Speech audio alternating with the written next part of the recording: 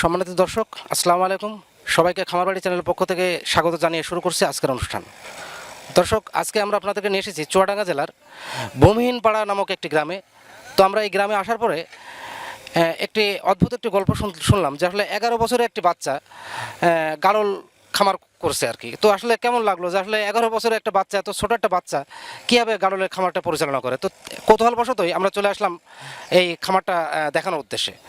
তো আমরা কথা না বাড়িয়ে আসলে সেই ছোট্ট বেলাল হোসেনের কাছ থেকেই ও এই গারলের খামারটা কীভাবে পরিচালনা করে তার একটা বিস্তারিত ধারণা নেওয়ার চেষ্টা করব। তো দর্শক, আশা করি পুরো ভিডিওটি জুড়েই আমাদের সাথেই থাকবেন। তো চলুন দর্শক, আমরা কথা বলি সেই বেলাল হোসেনের সাথে।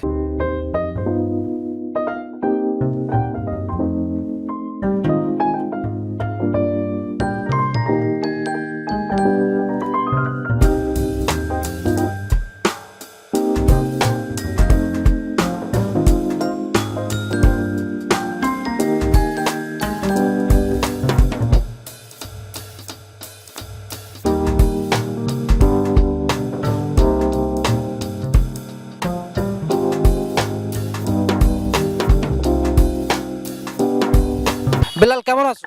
ভালো। আচ্ছা, তো আমরা তো অনেকগুলো গাড়ল তোমার এখানে দেখতে পাচ্ছি, এগুলো সব তোমার নিজের গাড়ল? জি। আচ্ছা, তুমি কয়টা গাড়ল কিনছিলা? 30টা। 30টা গাড়ল কিনছিলা? হ্যাঁ। কত দিয়ে কিনছিলা 30টা গাড়ল? 30টা গাড়ল 2,80,000। আচ্ছা, কয় বছর আগে এটা? এটা প্রায় 1 বছর। ওই 1 বছরই ধরতে হবে। 1 বছর? হ্যাঁ। আচ্ছা, তা তোমার এখানে এখন সর্বমোট কয়টা গাড়ল আছে? 57টা। 57টা? হ্যাঁ। আচ্ছা, বাচ্চা দেয় এমন গাড়ল কয়টা আছে? একটা করে দেয়, 2টি করেও দেয়, 3টি করেও হয়। মানে এখন এই যে যে মা গাড়ল, এই মা গাড়ল কয়টা আছে তোমার? আছে প্রায় 40টা। 40টা? আর মেড়া আছে কয়টা? 2টো। দুটো মেড়া?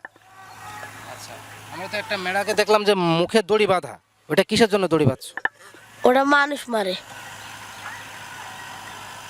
মানুষই তাল মারে, এইটু মারবে। আর বলে আর আছে ঘরে ওঠার সময় চাইল খাই দেওয়া হয়, সেখন আসছে মারে।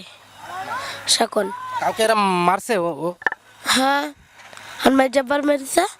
মানে তোমার মেজো চাচার এই গাড়লে মারছে? হ্যাঁ। তাহলে এটা এই গাড়ল তুমি কখন কখন চড়াও? সকাল 8টার সময় এসে 12:30টার সময় বাড়ি চলে যায়, আর 2:30টার সময় আসে, এবার সন্ধ্যের আদান পর্যন্ত। আর বাসায় কি খাবার দাও এই গাড়লগুলো? কিছু খাবার দেওয়া হয় না, টোটালে মাঠেই চড়ায় পশু এটা? হ্যাঁ। এখন বাচ্চা আছে কতগুলো তোমার এই গাড়লের? 17টা। 17টা বাচ্চা আছে? আর এই গাড়লকে তুমি বিক্রি করো? হ্যাঁ। আচ্ছা, কি দামে বিক্রি করো? ওই আছে 3,000, 6,000, 7,000, 8,000, 10,000ও হয়। তারপরে যেগুলো কুমার সেগুলো 2টি 5,000ও হয়। মানে জাতটা একটু একটু ক্রস জাত এটা? হ্যাঁ, কুরাত জাত। মেড়াগুলো একটু ভালো জাতের মেড়া, তাই তো? হ্যাঁ, মেলা হলো গাড়ল। আচ্ছা, তোমার কাছে আমি শুনতে চাই যে আসলে তোমার যে বয়স, তুমি তো একদম আচ্ছা ছোট্টটা বাচ্চা, তোমার বয়স কত? বয়স 11। 11 বছর? তুমি লেখাপড়া একদমই করোনি নাকি?